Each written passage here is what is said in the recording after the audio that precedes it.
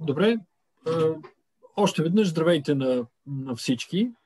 Виждам, че голяма част от хората, които бяха на предната презентация, се включиха и тук. Вече сме с Мия, която е в момента студентка в Tilburg университет, която ще ни разкаже малко повече за възможностите за обучение там. Тук можете да задавате вашите въпроси и на български в чата, защото Мия ще бъде така любезна да ни отговори и на български, нали така Мия? Но презентацията всъщност ще я направи на английски.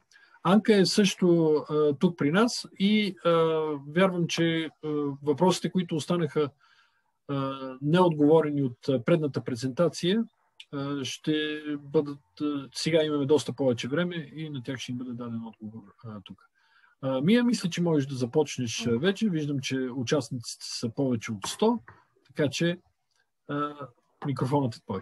Благодаря. Добро утро на всички. Както Димитър спомена, аз казвам Мия. В момента съм трета година студентка в университета в Tilburg, но работя и с Анка и презентацията ще бъде на английски, но няма проблем, ако задавате въпросите си и на български, и на английски. Няма да мога да ги виждам докато презентирам, просто защото в момента споделям екрана си, така че не виждам чата, но като изключим това, накрая със сигурност ще обърнем внимание на всички. So, how about we start? So, yes, I'm going to briefly talk about Tilburg as a city and then a little bit more in depth about Tilburg University and all the programs we currently have on offer. And why is my screen not moving when it just moved? Just a second, guys. Okay. Yeah, there we go.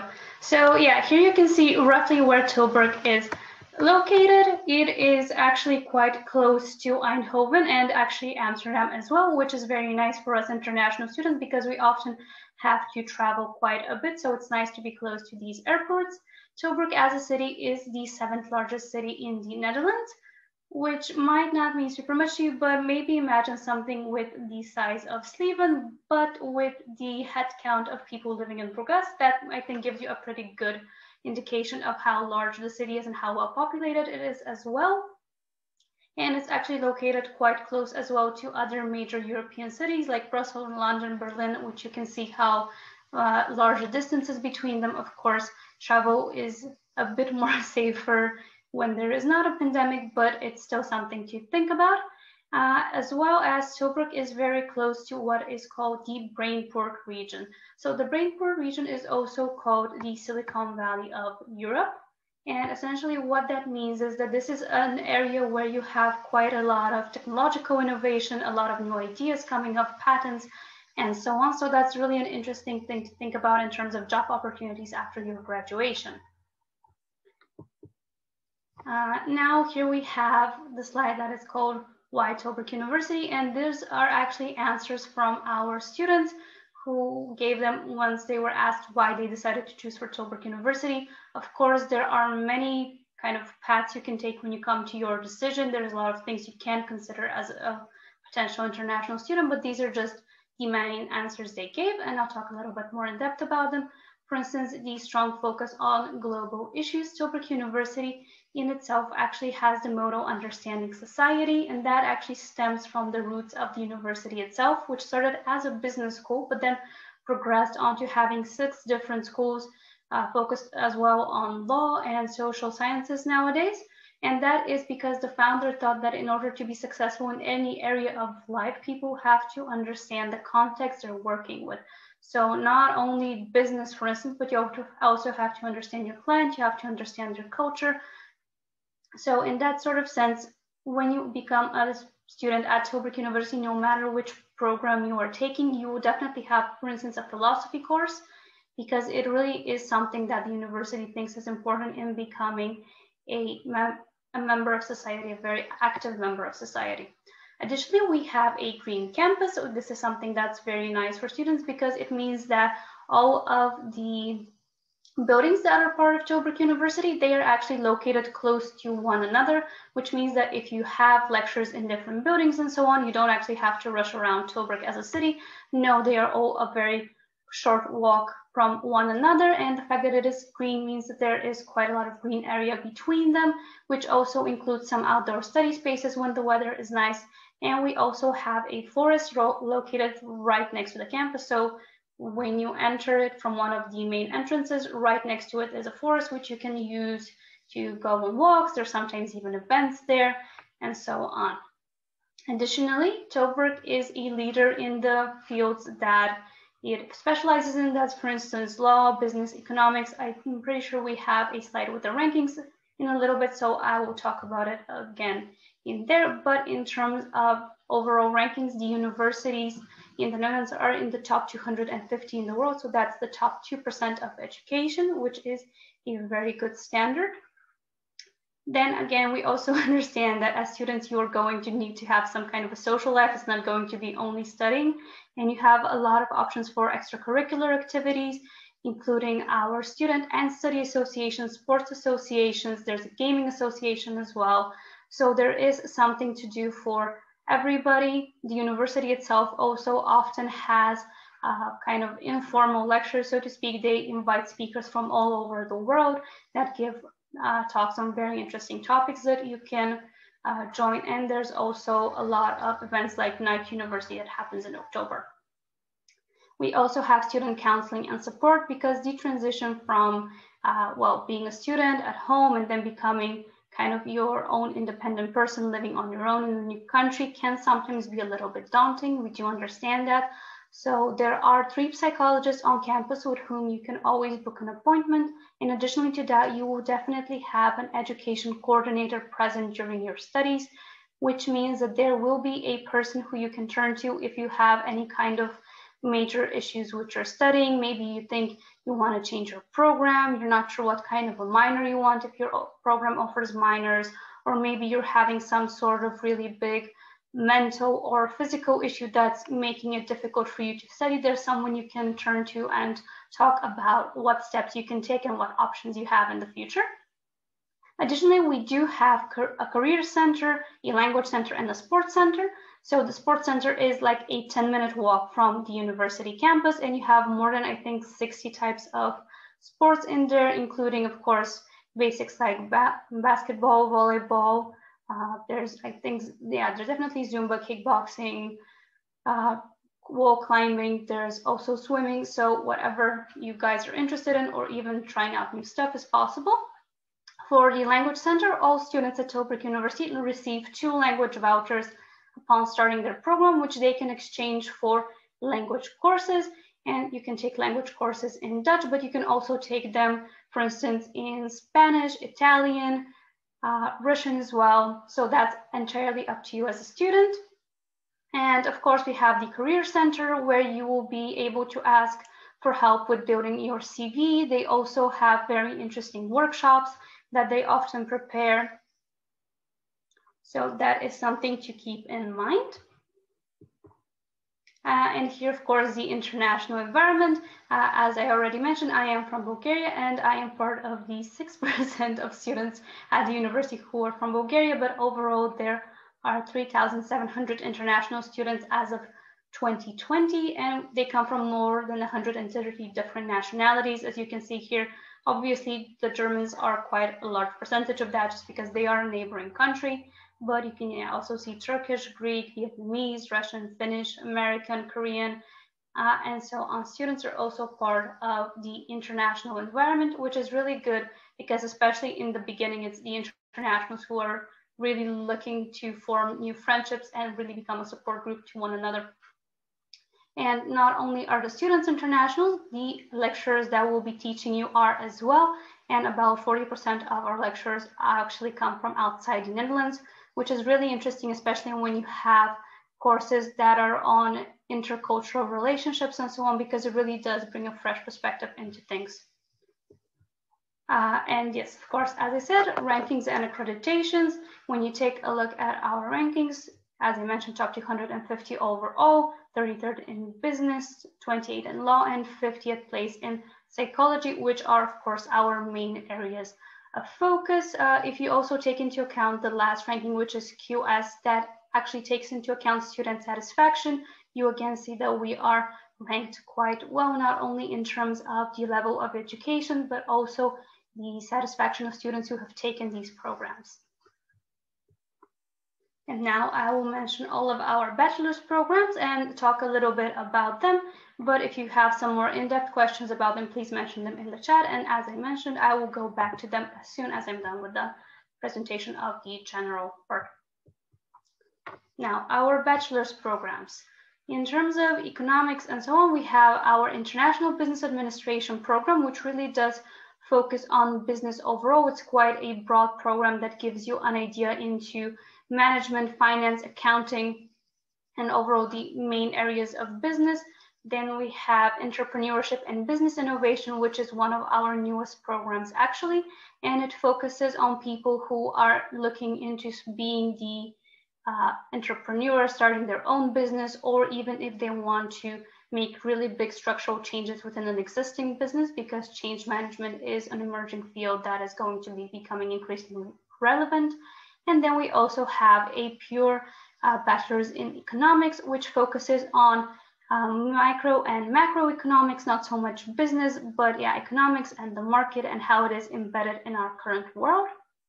Now we have our Bachelor's of Cognitive Science and Artificial Intelligence, which is quite interesting. So on the one hand, it does include machine programming, because the idea is that students understand how the thought processes of humans work and how they can be mapped onto AI. But of course, that means you don't only need to understand artificial intelligence, you have to understand human thought patterns as well. So neuroscience is also going to be studied during your time in that program. Then we have our Bachelor's in Data Science. This is actually a collaboration with the University of Eindhoven. So you will be having classes on both campuses.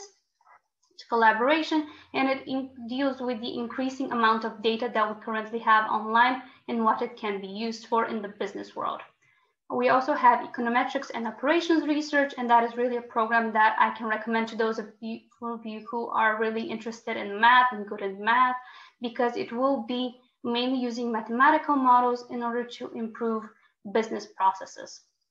And we also have our Global Law Bachelor's. That is a bachelor that actually deals with multiple law systems at the same time, in terms of, for instance, if there is some kind of a conflict that includes multiple law systems, how would that be resolved? Think about maybe information leakage from Facebook, but the information leaked in Germany. So you take into account American law, because that's where Facebook is based, but also German law, because that's whose information was leaked.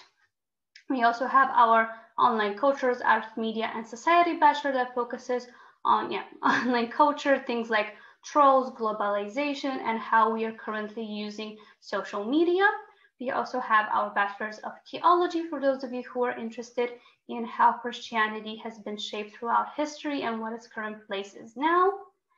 Then we have our Bachelors of Psychology, which is very unique because it has in itself 9 different majors students can choose from, and some of the majors are very specific to Tilburg University. For instance, forensic and economic psychology you can only find here, but there are such others like clinical psychology and so on, so also a little bit more broader information.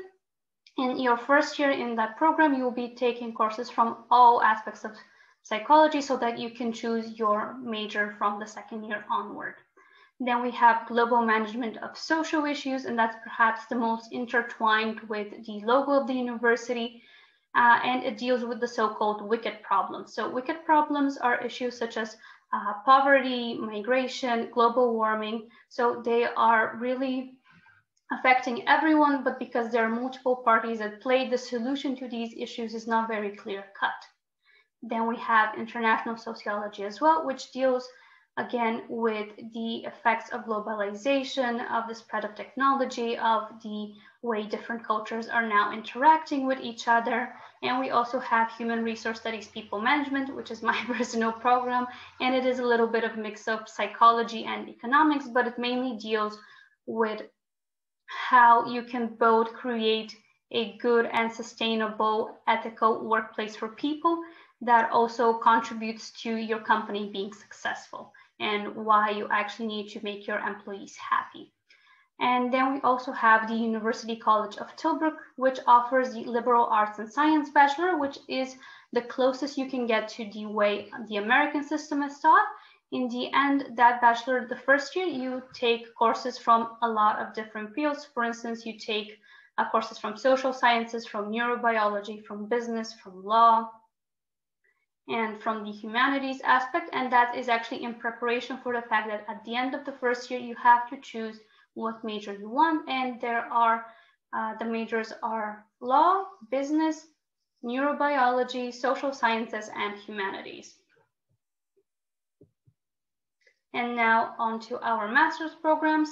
While our bachelor's programs that are fully taught in English, so everything I talked about until now, I should have probably mentioned earlier, but it is all fully taught in English. That means the lectures are in English, the exams, everything, so you don't really have to know Dutch in order to participate. And then our master's programs are actually quite a bit more extensive. We have more than 40 programs with about 60 plus tracks. So I will be just mainly mentioning what we have, and we can talk a little bit more in depth about them at the end if you guys have questions. So in terms of business and management, we have accountancy, finance, we have information management, we have marketing management and marketing analytics, which are courses that are actually quite similar to one another. So a lot of people actually take them at the same time and kind of get a dual degree. We also have a research master in business. So we have masters and research masters, which are a little bit different. For instance, the masters in the Netherlands is usually 1 year long. So bachelor programs are 3 years and you graduate, and master's programs are about 1 year, unless of course you decide to prolong it a little bit. Whereas research masters are 1.5 years, and research masters are more geared towards preparing you for a life in academia. Maybe you want to do a PhD in the future or something like that. So that's where a research master might be very interesting for you.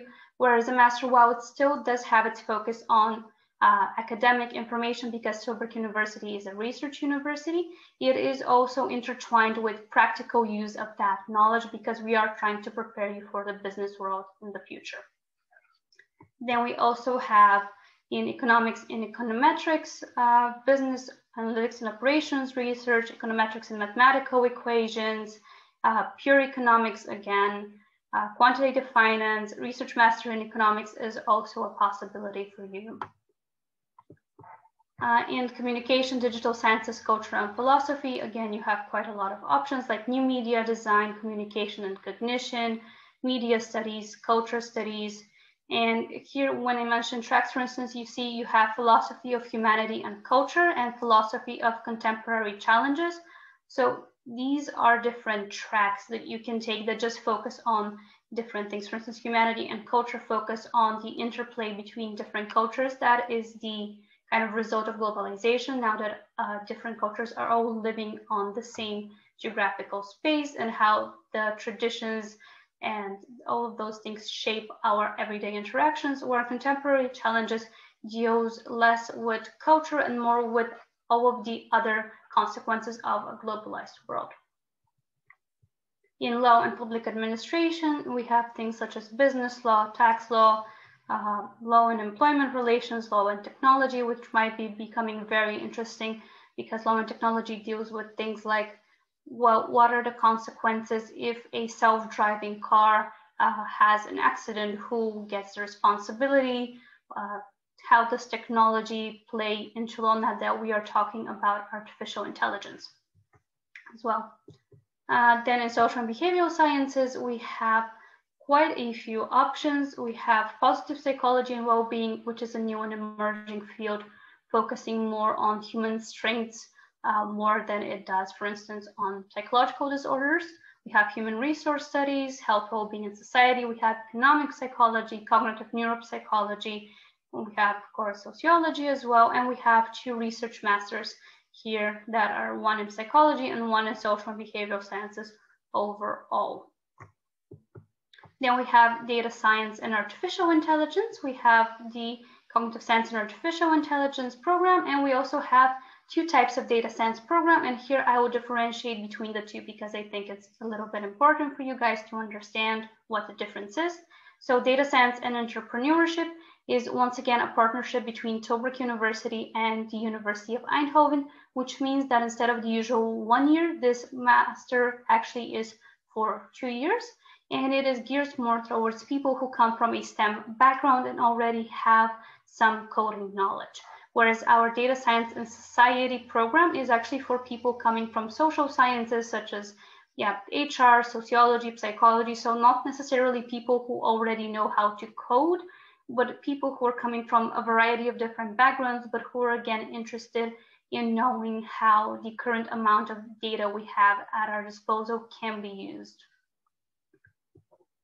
Then we also have our Theology Master of Christianity and Society. As well, again, this focuses on the role of Christianity in the past and in the current world. And now, of course, a little bit about the admissions requirements, which I know are very important to you guys. So I will talk about them now, but if you have any remaining questions, we'll look over the chat again in a little bit. I see you already have quite a few questions, so we'll go through all of them in the end, I promise. Tilburg University accepts most European diplomas, and for instance, for the Bulgarian diploma, it accepted. You just have to have for a grade of 5 or higher. We accept the IB diploma with an overall score of 24 or above. If you are graduating from a school which has the American curriculum, we would like you to have for advanced placement subjects with a score of 3 or above. And if you graduated a high school which has A levels, or the British curriculum, so to speak, you will need 3 GCE A levels and 3 GCSE A levels, and all of these 6 subjects in total need to have a grade from A to C. Of course, if you go on to Tilburg University's website and type in diploma requirements, you will get a list of the most commonly accepted diplomas, so you can definitely check, but the Bulgarian diploma is accepted, just taking into account that the student needs to have an overall grade of 5 or higher in the diploma. Yeah, you can see it actually here. And then for the bachelors in economics, IBA, entrepreneurship, cognitive science, and artificial intelligence, you actually have a little bit of a higher maths requirement because the programs themselves use quite a bit of math in itself. So in the final examinations, you need to have a grade of 5 or higher. And especially for econometrics and operations research and data science, which are programs that are very math heavy in the end, students must pass with a 5 or higher at the state matura. So on the one hand, you have requirements that are more about your high school's final exams. And on the other hand, when the math requirements are a little bit higher for these 2 programs, econometrics and data science, you need to also have a specific grade on the matura. And then for social sciences programs, you actually just need to have had mathematics up until and including in your final year of high school, and you need to have a passing grade. In those programs, you mostly just have statistics as part of research courses, so the math requirements are really not that heavy. Then, of course, you would also need some proof of your English knowledge because, as I said, programs are fully taught in English. And we accept Ielts with a minimum of 6 and a 5.5 on all parts, a TOEFL internet-based version as well with a score of 80, Cambridge T1 Advanced and Cambridge T2 Proficiency. And please note that all of these tests have to be at oldest 2 years at your time of application. So they should not be older than 2 years. And you have these exceptions here, global law and data science, where you have a lot more argumentation and a lot more text writing that starts a bit earlier on in the program. So the English requirements are also a bit higher with an IELTS with a 6 or a 6.5 and 6 on all parts. And data science also wants a TOEFL of 90 score. For a master's admissions, usually they look for a bachelor's degree in a related field to what you are studying, because again, master's programs are 1 year long, which means that they are very intensive and students have to already have a good base knowledge of what is going on in order to successfully participate in the program. And additionally, again, we accept IELTS, TOEFL, and Cambridge. The scores are just a little bit higher now, a 6.5 on IELTS, a TOEFL of 90, but the both Cambridge scores are again from A to C. And if you are looking at a program in the field of economics, we would require a GRE or a GMAT in the case of business. But please check, because if you are coming from a partner school to Tilburg University, you might be exempt. You will be exempt for this requirement, but you just need to check on our website if your university is a partner to Tilburg University. We don't really talk about your requirements for a research master program because they are a little bit more individual in terms of each program has its own requirements in a sense, and they are a little bit higher than those for our regular master's programs. But with that in mind, please keep in mind that it's not only things you see here. Each program has its own admissions webpage where it will state exactly what you would need, what documents you need to have. These are just the ones that are definitely for all programs, but for instance, even bachelor's programs, almost all of them have a motivation letter. Some of them ask students for an essay, so keep that in mind. And master's program also usually ask for a motivation letter of their students. Now, of course, how to apply. First, you need to register for the program you're interested in. StudiaLink. StudiaLink is just the national platform in the Netherlands. Then in the second step, within 48 hours of indicating which programs you're interested in StudiaLink, you will actually receive your login information for Osiris Anmeld, which is the Tilburg University platform. And that's where you will be actually uploading all of your documents and so on. That's where the actual process takes place. Yeah, and as I mentioned, please always check our website for a complete overview of the admissions requirements, deadlines, and so on, because that's definitely where you will have all of that information. Now, for the bachelor's applications, for almost all of our programs, the deadline is May 1st. The only exception is psychology, for which the deadline has already passed for 2021, and that is because it was on the January 15th. That is because our psychology program is the only program that is numerus fixus, which means it has a fixed number of places within the program itself and a little bit of a more extensive admissions procedure. Just in kind of in line with that and deadlines and so on, please keep in mind that these deadlines are very strict, and that is just the last time you can upload your application documents. Now for the master's application, for the February intake and September intake, because a lot of our masters actually have 2 starting points, please always check on the website first, because it's not for all of them, but for a large part of them, you can begin twice a year. And if you are looking at the February intake, if you have an EU nationality, December 1st is the deadline, and July 1st is the deadline for the September intake, whereas October 1st and April 1st are the deadlines for the February and September intake if you do not hold EU nationality as a person.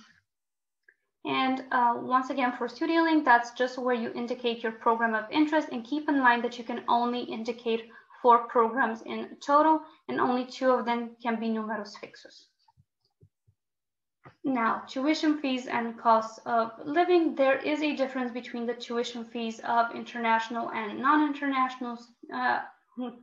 No, there's not a difference between the fees of international and non-international, but there is a difference if you do hold EU nationality and if you don't hold it. If you do hold it, for this year, the tuition fee was 2,143 euros, but the government updates the tuition fees each year. It recalculates them to take into account inflation and so on. And I think for next year, the tuition fee is actually going to be 2,168 euros. And then for if you don't hold an EU nationality, which I think will probably not be the case for any of you, but I'm just going to mention it quickly. It depends on the program, and you can see the range of prices here. Then the estimated cost of living. So you have monthly costs such as accommodation, food, and drink, and they are for everyone. And for accommodation, you see that here we have a diapason from 350 to 700 euros, and that's because it depends on where you live. In the Netherlands, you can live in student housing where, for instance, you only have your own bedroom, but all other common areas are shared. And that is actually quite cheap, 300 euros or so a month. But then if you decide, for instance, that you would like to live on your own in a studio, that's about 700 euros basic rent or upward. So the rent prices depend on your own preferences as well. And then food, drinks, and transportation, 300 euros. But again, that is an estimate. For instance, if you go out a lot, the price goes up. If you decide to cook at home, the price goes down definitely. If you're traveling a lot, that's one thing. If you're using public transport versus if you're using a bike, because if you're using a bike, you just pay for the bike and that's about it. Then books and readers, again, you see a monthly cost, but you will not be buying books every month, so don't worry about that. It's just, again, an estimation. If you need a visa, that's a unique cost of 171 euros that you just pay once, and then the university takes over the process for you. A secondhand bicycle usually starts at around 70 euros, and then if you would like a sports card for the whole year, that's 131 euros, but you can also opt for a monthly sports card or even just daily. So that is, again, something that you decide for on your own. Usually the approximate monthly cost of living in Tilburg is about 800 euros or so. And now, of course, about housing, because I did mention that there are different housing options. Universities in the Netherlands overall don't really own their own housing, and Tilburg University also does not. Instead, what Tilburg University has done is it has these kind of agreements with different buildings around the city, and in these buildings it's honestly mainly students living or only students living in some cases, for instance Silent Square or Common Campus where I live. So students do have to apply on their own for a place in these buildings, but you're only competing against other students, not necessarily other young professionals or something like that as well. But of course, sometimes there are more students than there are places, so students do opt out to look on the private market as well, which is possible. If you view the link that is given here below, you can actually visit the specific webpage on the website, and there you have 30 different websites or so where you can find housing in Tilburg. We also have a housing officer who you can turn to with your questions about maybe this listing seems a little bit shady or someone sends you a contract in Dutch. So those are questions that you can turn to for help. And then, yeah, the text has become a little bit wonky on this page, but you can actually create your own brochure using this link over here, where you can actually get information only for the programs you're interested in specific. And here you can see our upcoming events. We have an open day for all of our bachelor's programs coming up on the 27th of February. It's fully online and absolutely free of charge. So you can come by and see what's going on, and you can kind of have a little bit more in-depth information about the type of content you will be studying during your program. So now I will finally open the chat, and I will start from the kind of first question and go down. Do you offer for the presentation? I'm going to actually, until you maybe scroll down a bit to see what the main topic were. Somebody's asking about the diploma. So how can we apply if we graduate in May? Okay, so the way that it goes is that when you submit your application, you don't need your diploma. You submit the application with your grade, which your school will provide you with. So for example, if you have 4 years of high school and you submit your application in, let's say February, then you're gonna apply with the grades that you received up to that point. So there's no need to submit a diploma. This is the case of most students that submit an application. They don't graduate when they submit the application. But the way that it's gonna go is that if you do get accepted into the program, your conditional acceptance letter will specify that you need to send your high school diploma, let's say by August 1st. So that's how it goes.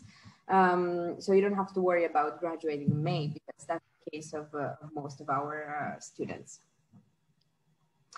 Do you need an English certificate if you have already finished a bachelor's degree in English? Officially, yes. The only exemptions that are granted for English proficiency tests for master's programs are if you are a native English speaker. However, the admission officer might make an exception based on your educational background, but I cannot guarantee you this. So what you can do and what I would advise you to do is to submit your application without the English test. That's actually quite common. And the admission officer will tell you whether you still need to pass one. So you will have until August 1st to pass an English proficiency test if they still require that for you, which most likely they will. The exceptions of English proficiency are not that that easily granted. However, if you already finished your bachelor's in English, there might be a chance there. Yeah, so clinical psychology, Rosen, you probably saw all of the psychology degrees we offer, so I think that question is answered. Yeah. Then for Йоан, примерно имам желание да уча история и философия, ще имате значение оценките ми по химия и математика. Ако учиш история, това най-вероятно е програмата LAS в твоя случай, в който случай ще има значение дипломата ти, където цялостната ти оценка трябва да е 5. В такъв смисъл химия и математика ще допринесат, но нямат особено значение, няма да ги гледат индивидуално. Okay. Are there specific subjects required by your law program? No, there aren't. So the only subject requirements that we have apply to the business, economics, and econometrics, data science, artificial intelligence programs, and those ones that have a math component. The law program does not have a math component. Therefore, we don't require any specific topics when you submit your application.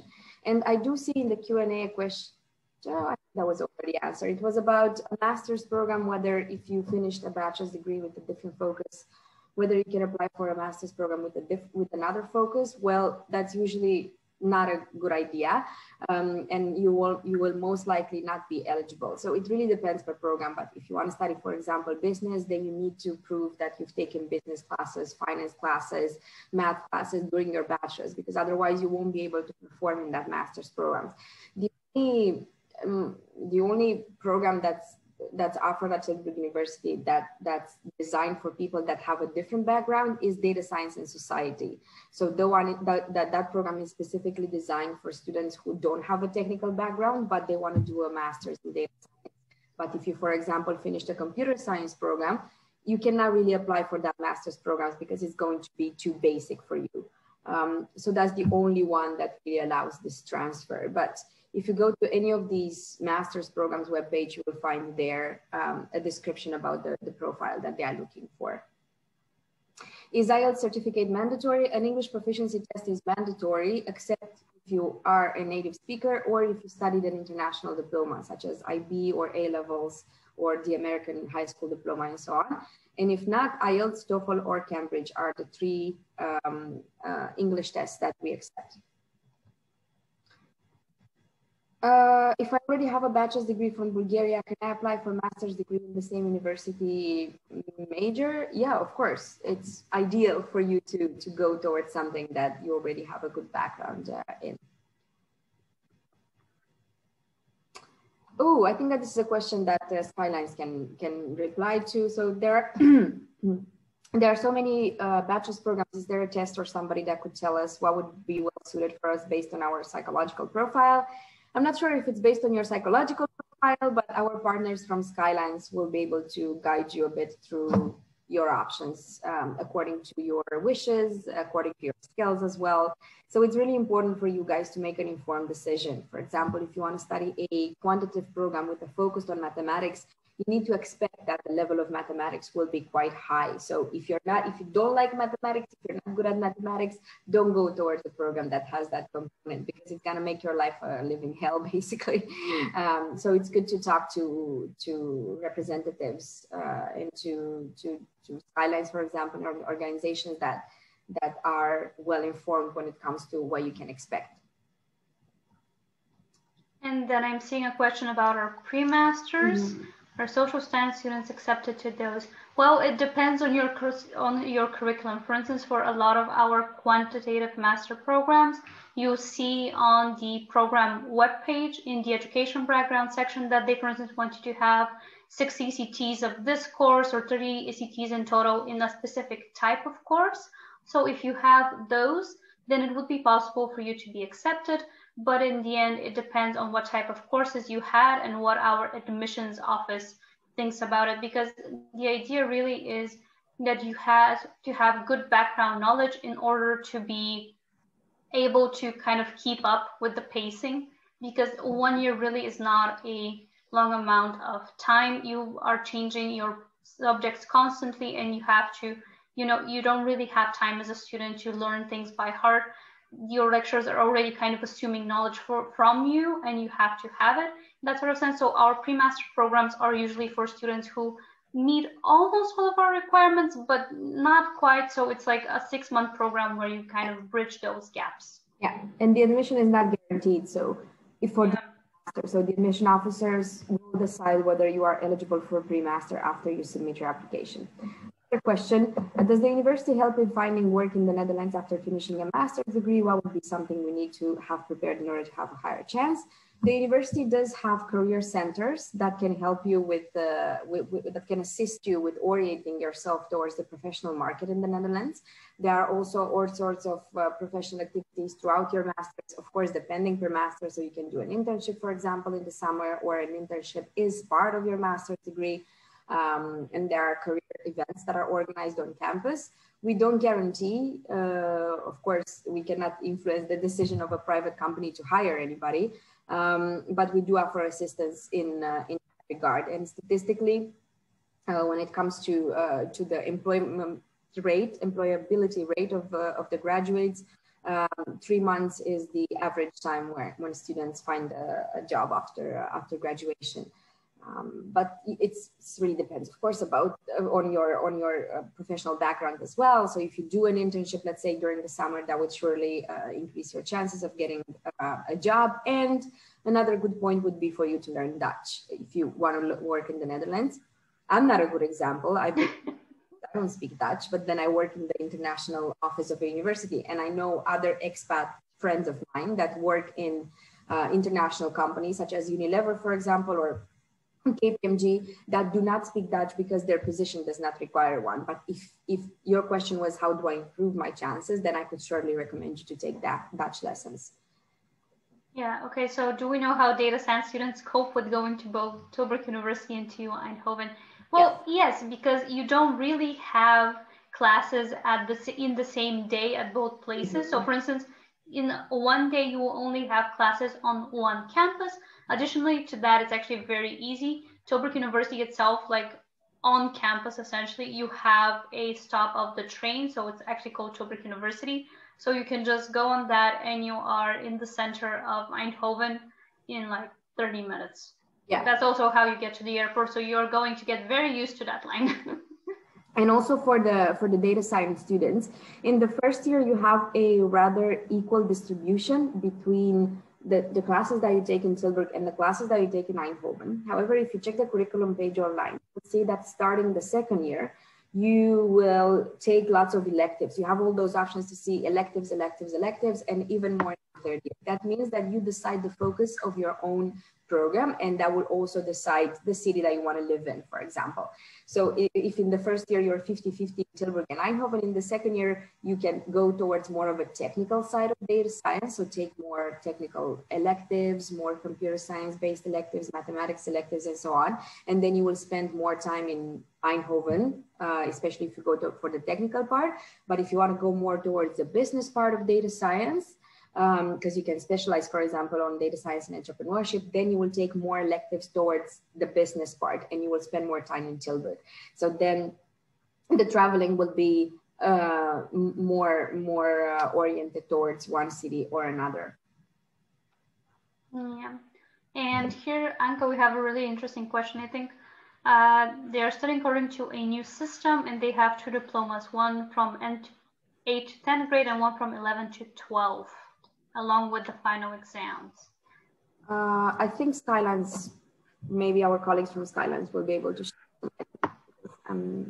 Yes, I think that this answer is yet to find when it comes the time for the application with the students who are graduating with the new system. But in any case, I would suggest that all the grades like 9, 10, and 11 will be important for the application in any case. Yeah. And the university will decide which ones to use. I suppose it will be. Yeah, that would make sense indeed for me as well, because they will take a look at the entire high school performance. Yeah, they will look at the transcript of your grades from the whole of high school. So that's also something to take into account, guys, that you will be submitting as part of the application your grades from basically all years of high school, from 9th onward, but some people also include the grades from the 8th grade. So while the diploma really matters and it is a very deciding factor, all of your grades will be looked at in the end. It doesn't matter what kind of a diploma you have. What matters is your citizenship. If you are looking at a master's, if you're looking at a bachelor's, it's what type of program. The deadline for almost all bachelor programs is May 1st, no matter what kind of citizenship you have. And yeah, if you have a Bulgarian citizenship as well, it's an EU citizenship. So for master's programs, you are looking at the EU citizenship deadlines. Mm-hmm. And then I just posted, guys, in the chat the links towards our online master's and bachelor's open day that we organize internally. It's usually offline. Now with COVID-19, we transported it to a virtual, just mention. And this is a really useful event. It's free of charge. It happens on Saturdays, every spring or every autumn, and you will get the chance to attend trial lectures. You'll get the chance to talk directly to professors, to current students of your programs of interest. There are all sorts of booths where you can talk to directly, for example, to admission officers or to housing officers. So highly advisable for you to join one of these events. And again, it's free of charge. If they have already been in the university, does that give them an advantage in the application? Is a question from Georgi. I don't think so. Not really. Not really. It really depends on your application package. So if you're applying for a bachelor's programs in your university, they will still take a look at your high school diploma and your motivation letter and so on. Of course, that if your diploma were not to be eligible, then you would, that if you finish 1 year of Bulgarian university and you pass all the classes offered, that's gonna help because that's considered the foundation year. But if you have a suitable diploma, then I wouldn't call it an advantage, no, necessarily. Yeah, and I also saw a question by someone who's asking if they're in the 11th grade, if the deadline is this May 1st or May 1st next year? It would be May 1st next year for you guys because you would need to be in the 12th grade. Like that just makes the most sense. You can apply earlier than that, but the university realistically can't unconditionally accept you before they receive your diploma. So there's no point in applying a year early. Mm-hmm. Yeah, so the application process for you in that case, if you are going to start in September 2022, the university will be will start in October 2021 and finish on May 2022. So it's the deadline is in the same year of the intake. Yeah. And there was a request from Elena to just briefly say again something about the law program, to explain it, the global law, the bachelor one. Sure. Should I do this, Mia? Yeah, go on. Okay, so the Bachelor of Global Law is a transnational law degree.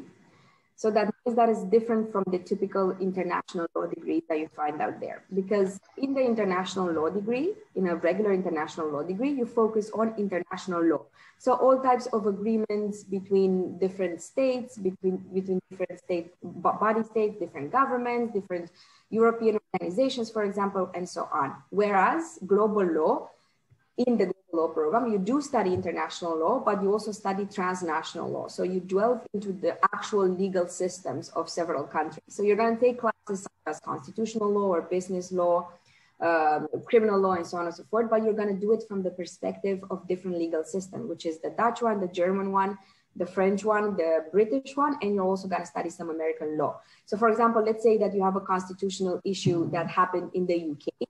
You're also going to look at how the Netherlands would approach it, how Germany will approach it, and how France will approach it too. So you combine these legal systems in order for you to make an assessment. So it's more intense, is different from international law, and it's quite a competitive and really nice program. So if you're interested in studying law, then I would definitely look into that one right there. I hope that answers your questions.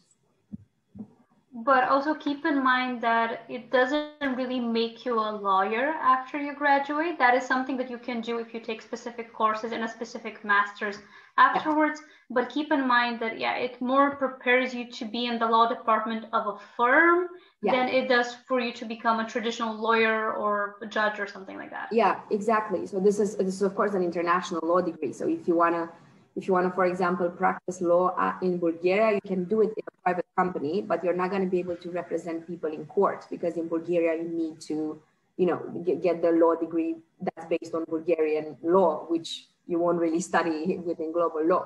But if you want to be a judge or a prosecutor, if you want to be a traditional law practitioner, then you can do it in the Netherlands with this diploma, in the UK, and in the United States, in 2 states of the United States, New York State and Washington, D.C.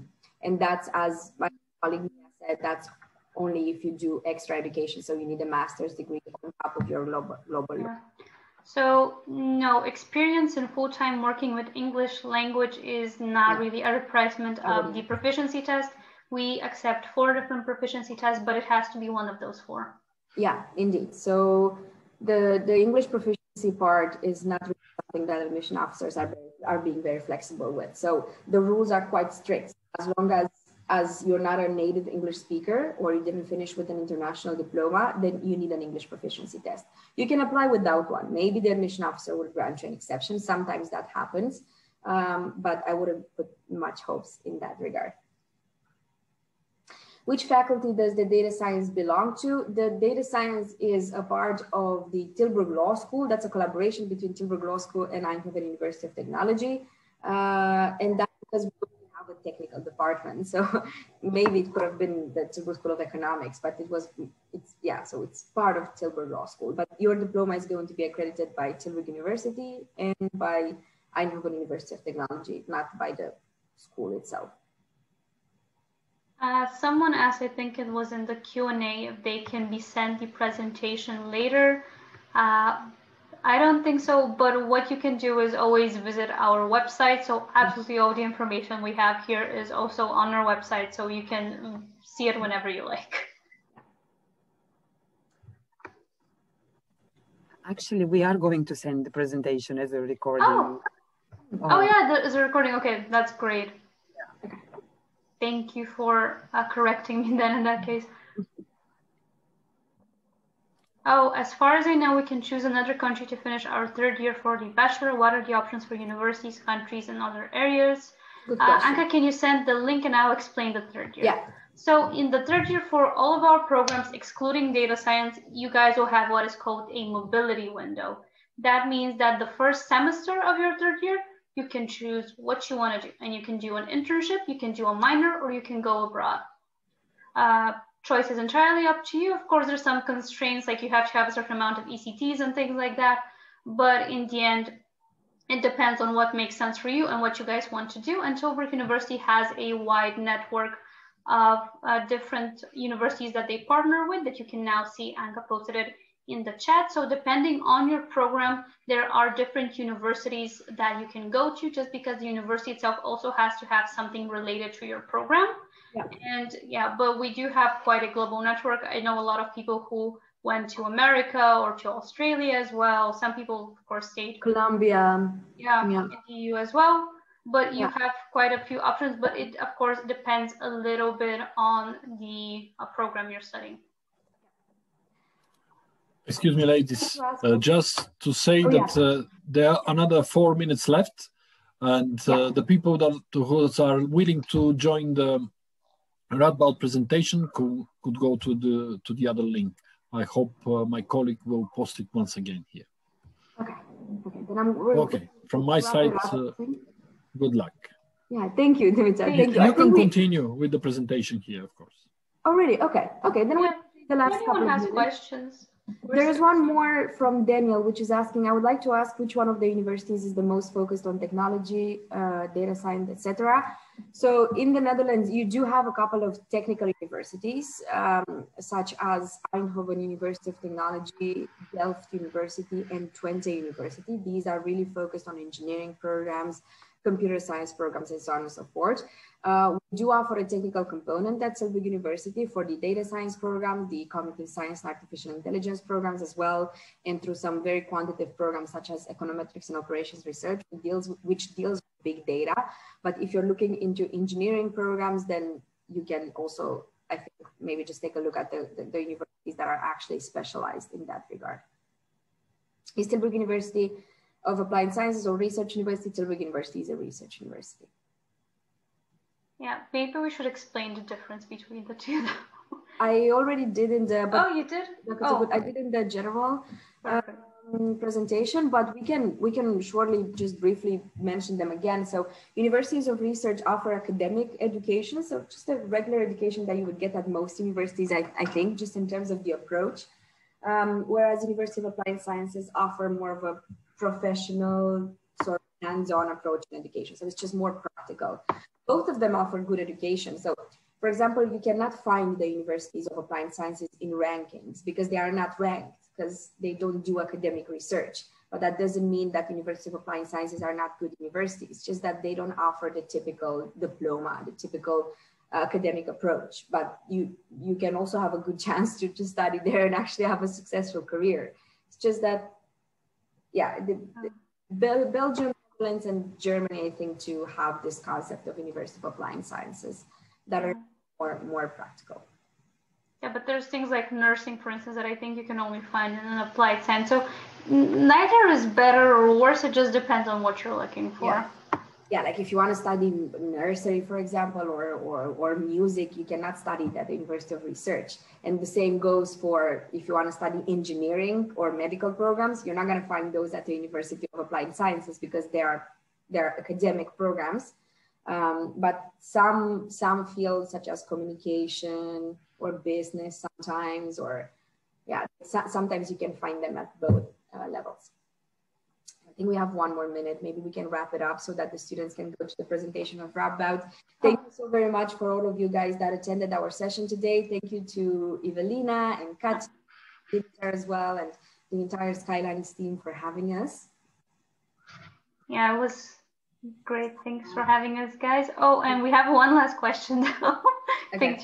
When applying, do we have to include grades from the first term of 12th grade? Evelina? Well, not the grades, but the hours, and not of the first term, but of the 12th year subjects. You should include all the hours. It's the horarium of the subjects. This is for sure. Yeah. Yeah, I wanted to add that also psychology. You cannot find psychology in University of Applied Science. No. These are, so some fields are specific for a type of education, others are specific for another type of education, and some of them match. Just that's how it generally goes. Yeah. Okay, well, Mia, Anka, it was nice to see you again. Yeah. Yes, really nice to see you again. Let's hope that we'll get the chance to see each other in person soon, and good luck with the rest of the presentations. Yeah, thank you. And good luck to everyone in the chat here who's going to be applying to Tilburg or any other university. You guys can do it. Yeah, and we can sign off, right? Now we don't have to. Yes. Have a nice day. I'll see you guys tomorrow for whoever has interviewed. Yeah, see you guys tomorrow. Bye.